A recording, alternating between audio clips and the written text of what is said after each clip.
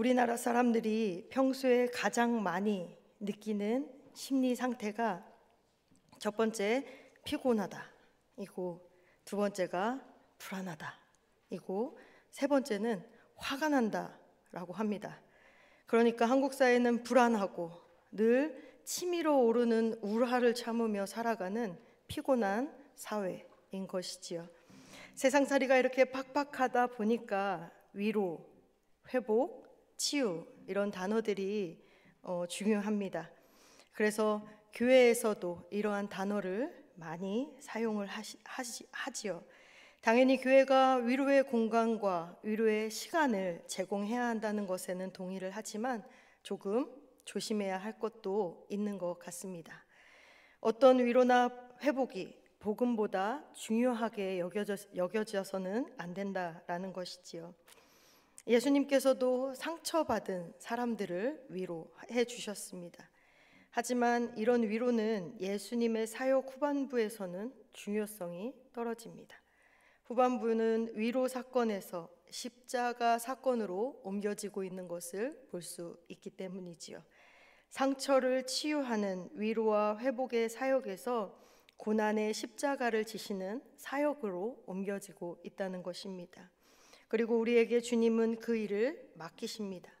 누가복음 14장 27절 말씀에 누구든지 자기 십자가를 지고 나를 따르지 않는 자도 능히 내 제자가 되지 못한다 라고 말씀합니다.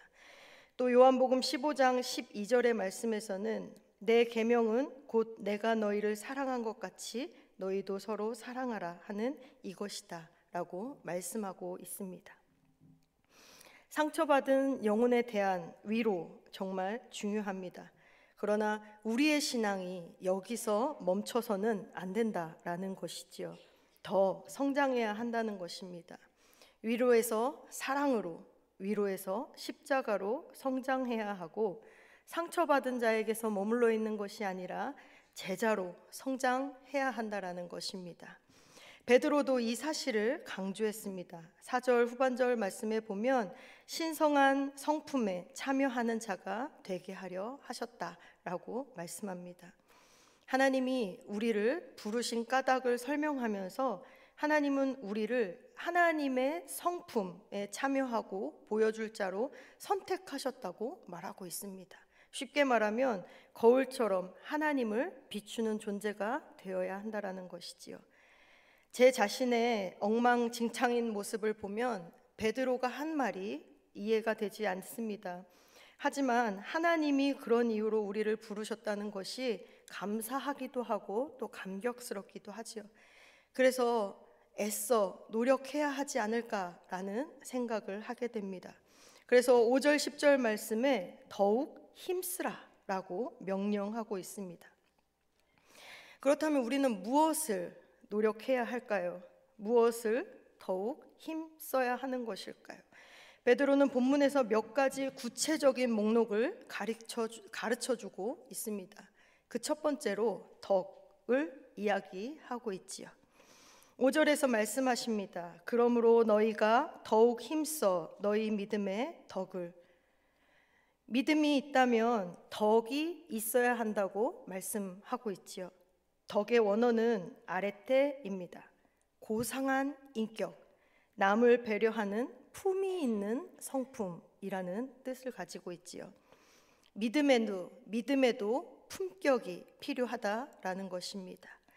신앙생활을 함에 있어서 믿음이 굉장히 중요합니다. 그러나 믿음이 전부인 것처럼 알고 신앙생활을 해서는 안 된다라는 것이지요. 덕이 없으면 아무리 믿음이 좋아도 남에게 거부감과 혐오감을 주는 경박한 신앙인이 될 수 있다라는 것입니다. 교회는 참 이상한 것 같습니다. 상처를 준 사람은 없는데 상처를 받은 사람은 참 많습니다. 고개를 끄덕이시는 거 보니까 많은 경험들을 하신 것 같아요. 때린 사람은 없는데 맞은 사람은 참 많습니다. 왜 그럴까요? 내 믿음으로 보면 내가 한 말, 내 행동이 전혀 문제가 되지 않을 거라고 생각하기 때문이지요. 나의 믿음만 있었지 덕을 생각하지 못하기 때문입니다. 이를테면 미국의 노예제도를 두고 전쟁을 하면서 이 노예제도를 폐지하기 위해서 북부 사람들도 노예제도를 유지하려는 남부 사람들도 모두가 다 하나님이 내 편이시다 하며 기도를 하고 생각을 했습니다. 그래서 그들은 하나님의 이름으로 군인 62만 명과 민간인 50만 명을 죽이는 일을 행하였죠. 이 또한 믿음만 있었지 남을 배려하는 덕이 없었던 것입니다. 반대의 경우도 있습니다. 장수를 흔히 덕이 있는 덕장과 용감한 맹장과 지혜로운 지장으로 나눈다고 합니다. 이 중에 최고는 덕장이지요. 용감한 사람은 지혜로운 사람을 이길 수가 없고 지혜로운 사람은 덕 있는 사람을 이길 수가 없다라는 것입니다. 발해의 건국자인 대조영에게서 이런 덕의 모습이 있었다는 것이지요. 대조영이 안시성 공격을 할 때에 이기기 위해서는 화포를 써야 했었는데 그저 성벽을 타오르는 공격만 했다고 합니다. 성 안에 있는 고구려 유민들을 다치지 않고 보호하기 위해서였지요. 대조영의 전쟁은 살기 위해서 전쟁한 것이 아니라 살리기 위한 전쟁이었던 것입니다. 이것이 바로 덕장의 모습이지요. 그리고 이것이 바로 우리 그리스도인들의 모습이어야 한다는 것입니다. 그리스도인은 살기 위해서 믿음 생활을 하는 것이 아니라 살리기 위해서 믿음 생활을 해야 한다는 것이지요. 그래야 덕 있는 그리스도인이 되는 것입니다. 처음 교회를 나올 때는 살기 위해서 나옵니다. 그러나 살리는 신앙으로 우리의 신앙을 좀 더 성숙시켜야 한다라는 것이지요. 그래서 바울은 덕을 세우는 일을 강조합니다. 고린도전서 10장 23절 24절 말씀에 모든 것이 가하나 모든 것이 덕을 세우는 것은 아니니 누구든지 자기의 유익을 구하지 말고 남의 유익을 구하라 라고 기록하고 있습니다. 이 말씀의 배경은 우상 앞에 바쳤던 음식을 먹는 문제였습니다. 신전의 제밥으로 사용했던 고기가 시장으로 쏟아져 나왔습니다. 고린도 교회에는 이 고기를 먹는 파와 죽어도 먹지 않는 파가 있었던 것이지요. 거리낌이 없이 먹는 파는 안 먹는 파를 향해 무식하고 유치하다라고 비판하였고, 안 먹는 파는 먹는 파를 향하여 저것들은 가짜고 사입이다라고 욕을 했던 것이죠. 먹는 쪽은 하나님 외에 다른 신이 없다라고 믿었기 때문에 먹는 일이 거리낄 것이 없었다는 것인데, 바울은 고린도전서 8장 전반부에 이런 입장에 대해서 동의하는 것을 볼 수 있습니다. 그런데 후반부에서는 맞기는 맞는데 그게 다가 아니다라고 이야기하고 있어요. 어떤 사람들은 아직도 우상의 재물을 먹으면 자기가 더러워졌다라고 생각하고 괴로워서 안 먹는데 그들을 위해서 조심해야 한다라고 이야기하는 것입니다.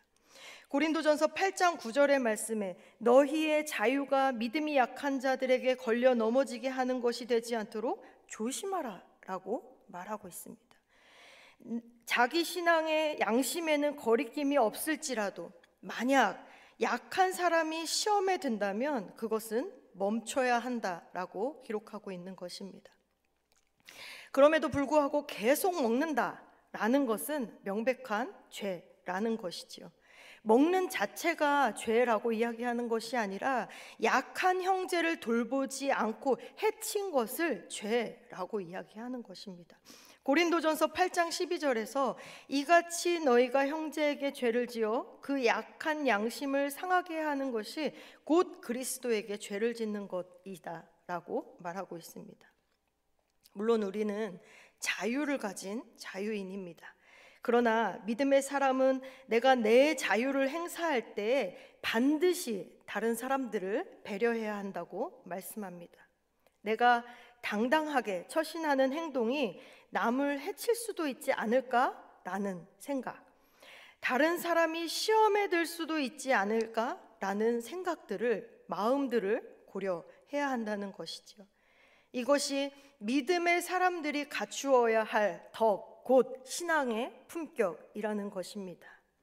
아무 말할 자유가 있지만 듣는 사람에게 상처가 되지 않을까? 배려하는 사람이 품격 있는 좋은 신앙인이라는 것입니다. 나만 정직하고 나만 좋고 나만 속 시원하게 된다고 생각하지 않고 내 자유와 내 권한보다 이웃에게 미칠, 다른 사람에게 미칠 영향을 생각하는 사람이 신앙의 품격과 덕이 있는 신앙인이라는 것입니다. 그래서 바울은 고린도전서 8장 13절에 이런 선언을 합니다. 그러므로 만일 음식이 내 형제를 실족하게 한다면 나는 영원히 고기를 먹지 아니하여 내 형제를 실족하지 않게 하리라. 바울이 채식주의자이기 때문에 이런 선포를 하는 것이 아니라 우상 앞에 바쳐진 고기를 먹는 일로 믿음이 연약한 자들이 실족하게 된다면 나는 그것을 평생 입에 대지 않겠다라는 결심이고 선언인 것입니다. 이것이 바로 믿음 위에 덕을 세우는 것입니다. 이와 같이 덕을 쌓는 노력을 하는 사람들이 모인 교회는 서로에게 선물이 되는 것입니다. 우리가 이런 노력을 할 때에 우리 교회가 서로에게 축복이 되는 공동체가 되어지는 것입니다. 두 번째로 지식을 더하라라고 말하고 있습니다.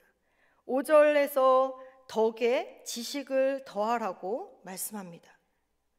여러분, 하나님에 관한 믿음이 먼저입니까? 아니면 사랑이 먼저입니까? 그것도 아니면 지식이 먼저입니까?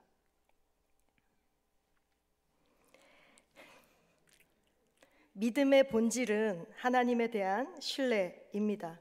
그런데 우리는 어떨 때 하나님을 신뢰합니까? 어떨 때 사람을 신뢰하십니까? 그래도 모르는 사람을 신뢰할 수는 없잖아요, 그렇죠? 상대방을 알 때 신뢰할 수 있습니다. 알아야, 그 사람에 대해서 알아야 우리가 믿을 수 있는 것이지요. 사랑도 알아야 가능해집니다. 모르는데 어떻게 믿고 모르는데 어떻게 사랑할 수가 있겠습니까? 그러기에 지식이 먼저입니다. 하나님이 어떤 분이신지 제대로 알아야 믿고 하나님을 사랑할 수 있다라는 것입니다. 물론 다 알아야 믿을 수 있는 것도 아니고 다 알아야 사랑할 수 있는 것도 아닙니다. 우리는 죽을 때까지 하나님을 다 아는 사람들이 아니라 알아가는 사람들이기 때문이지요. 그러나 하나님을 모르는 영역 때문에 하나님을 불신하는 것이 아니라 하나님은 더 크고 신비로운 분임을 고백하면서 하나님 앞에 더 겸손하게 숙이고 더 경외해야 한다는 것입니다. 그러나 믿음의 시작은 하나님에 대한 지식으로부터 출발하고 믿음의 깊이도 하나님에 대한 알므로 깊어진다라는 것은 분명한 사실입니다. 알지도 못하는데 사랑한다, 믿는다라고 하는 것은 무책임하고 무모한 것입니다. 이런 사람들이 이단의 타겟이 되기도 하고 또 이단의 어처구니 없이 당하게 되기도 하는 것이죠. 그래서 호세아 선지자는 호세아서 4장 6절 말씀에 하나님을 아는 지식이 없어서 망하는도다라고 이야기합니다. 많은 사람들이 믿음을 지성적인 것이 아니다라고 생각할 수 있는데 믿음은 근본적으로 지성이 필요합니다. 성경 어디에도 우리에게 맹목이나 광신을 요구하지 않습니다. 제대로 알고 제대로 신앙생활 하라고 하고 있죠. 호세아 선지자가 이야기합니다. 호세아 6장 6절 말씀에 나는 인애를 원하고 제사를 원하지 아니하며 번제보다 하나님 아는 것을 원하노라. 이 말씀은 예배를 드리는 것이 필요 없다, 예물을 드리는 것이 필요 없다, 소용없다라는 뜻이 아닙니다. 예배보다 더 먼저 해야 할 일은 하나님을 아는 것이다 라는 뜻이지요. 하나님이 어떤 분인지 알고 하나님이 무엇을 좋아하시는지 알면 우리가 제대로 예배를 드릴 수 있고 제대로 된 예물을 드릴 수 있게 된다는 것이지요. 하나님을 확실히 몰라서 예배가 엉망이고 하나님을 아는 지식이 얕아서 번제가 형식적인 것을 지적하는 이야기입니다. 하나님을 알기 위해서 어떻게 해야 합니까? 복잡하게 생각할 것이 없습니다. 하나님의 마음이, 하나님이 어떤 마음을 가지고 어떤 뜻을 가지고 계신지 가장 잘 기록되어 있는 것이 무엇입니까? 성경입니다. 성경을 읽고 성경을 공부해야 한다는 것입니다. 덮어두었던 성경을 열고 하나님의 말씀이 선포되어지는 교회로 나와야 한다는 것이죠. 세계 최대 성서 제작국이 어딘지 아십니까? 어디일 것 같습니까? 우리나라입니다. 세계 최대 성서 수출국이 어딜까요, 그럼? 예, 우리나라입니다. 그런데 안타깝게도 여기에는 모순이 하나 있습니다. 가장 많이 제작하고 가장 많이 수출하는 우리나라인데 잘 읽지는 않는다라는 것이죠. 성경을 심장 가장 가까이에 끼고 다니는 것은 굉장히 잘하지만 그것을 열어보지는 않는다라는 것입니다. 성경을 일독도 하지 못하고 이 세상을 떠나는 신자가 굉장히 많다라는 통계가 나올 정도라고 합니다. 열심히 성경을 보면서 하나님을 알 생각은 하지 않고 그저 일주일에 한 번 교회에 나와서 예배드리는 것으로 나의 신앙 생활을 때우려 한다라는 것이지요. 이래서는 신의 성품에 참여하는 자가 될 수 없다라는 것입니다. 성경을 열고 성경을 읽고 성경을 묵상하고 큐티하고 배워가면서 믿어야 우리가 하나님의 성품에 참여하는 자들이 되어질 수 있다는 것이지요. 그래서 호세아 6장 3절 말씀에 애타게 이렇게 말씀하십니다. 그러므로 우리가 여호와를 알자, 힘써 여호와를 알자. 아멘. 그런데도 호세아 시절에 유다 백성들이 하나님을 아는 일에 게을리하자 하나님이 쓰신 방법이 무엇인지 아십니까? 호세아서 6장 5절 말씀입니다. 그러므로 내가 선지자들로 저희를 치고 내 입의 말로 저희를 죽였노니 내 심판은 바라는 빛과 같으니라 말씀하십니다. 거친 돌을 조각품으로 만들기 위해 어떻게 해야 합니까? 깨고 부수고 갈아야 합니다. 옹이가 많은 나무를 목재로 사용하기 위해서는 어떻게 해야 할까요? 자르고 깎고 대패로 밀어내야 합니다. 하나님도 마찬가지라는 거죠. 하나님이 우리를 깨고 부셔서 사용하시고 치고 죽여서 살리시기를 원하신다는 것입니다. 그저 어르고 달래서 사탕발림으로만 끌고 가지 않으신다라는 것이지요. 선지자는 바로 그런 역할들을 감당하기 위해 부르심을 받은 사람들입니다. 그래서 호세아 6장 5절에 내가 선지자들로 하나님 알기를 게을리하고 완악하고 강팍한 이스라엘 백성들을 치고 내 입의 말로 저희를 죽였노니라고 말씀하십니다. 사랑하는 여러분, 말씀을 읽고 배우는 일에 힘쓰실 수 있기를 바랍니다. 하나님을 알아가는 일에 열심을 내실 수 있기를 바랍니다. 그래서 덕을 지식에 더하는 그리스도인들이 되실 수 있기를 바랍니다. 신의 성품에 참여하는 자들이 되실 수 있기를 바랍니다. 더욱 깊고 성숙한 품격 있는 신앙 생활을 하는 신앙인들이 되실 수 있기를 바랍니다. 프랑스의 문호 빅토르 위고는 신대륙을 발견한 콜럼버스에 대해서 이런 말을 했습니다. 콜럼버스가 위대한 것은 그가 신대륙을 발견하고 신대륙에 이르렀다는 것에 있지 않고, 죄송합니다, 그가 신대륙에 이르렀다는 것에 있지 않고 신대륙을 향하여 닻을 올렸다라는 것에 있다. 당시 스페인과 포르투갈 그리고 영국과 네덜란드에서는 신대륙 발견에 꿈을 꾸는 사람들이 많았다 그래요. 그런데 대부분의 사람들이 날씨를 탓하고 거센 바다를 탓하고 풍랑을 탓하며 주저주저 하다가 때를 놓치고 말았다는 것이죠. 그런데 콜럼버스는 풍세만을 살피지 않았다는 것입니다. 저기 구름만 바라보지 않았다는 것이죠. 자기가 할 수 있는 최선의 준비를 다하고 과감하게 닻을 올렸다는 것입니다. 저와 여러분이, 우리 그리스도인들이 이러한 콜럼버스와 같은 삶을 살아갈 수 있기를 바랍니다. 우리가 품격 있는 신앙에 도달하기 위해서는 콜럼버스가 신대륙에 도달하는 것과 같습니다. 현실에 핑계대지 않고 상황에 변명하다 보면 우리가 신의 성품에 참여하는 일은 불가능하다라는 것이지요. 조금은 어렵겠지만 저와 여러분이 믿음의 덕을 세워서 사람을 살리고 덕에 지식을 더하여서 신의 성품에 참여하는 품격 있는 신앙인들이 되시기를 주님의 이름으로 축복합니다. 기도하겠습니다. 하나님, 우리가 믿음 위에 덕을 세우는 공동체가 되기를 소망합니다. 덕을 세움으로 서로에게 선물이 되고 우리가 이러한 노력을 할 때 우리 교회가 서로에게 축복이 되는 공동체로 세워지게 하여 주옵소서. 또 덕의 지식을 더하여 하나님을 알아가기를 소망합니다. 때로는 하나님의 말씀이 나를 깨고 부수고 자르고 깎을지라도 그것이 주님 더 깊이 만나고 주님의 더 깊은 뜻을 알아가는 기회가 되게 하시고 그로 인하여 하나님의 성품이 나의 성품이 되는 신앙의 품격을 높이는 삶으로 사람을 살리는 신앙이 되게 하여 주옵소서. 예수님의 거룩하신 이름으로 기도합니다. 아멘.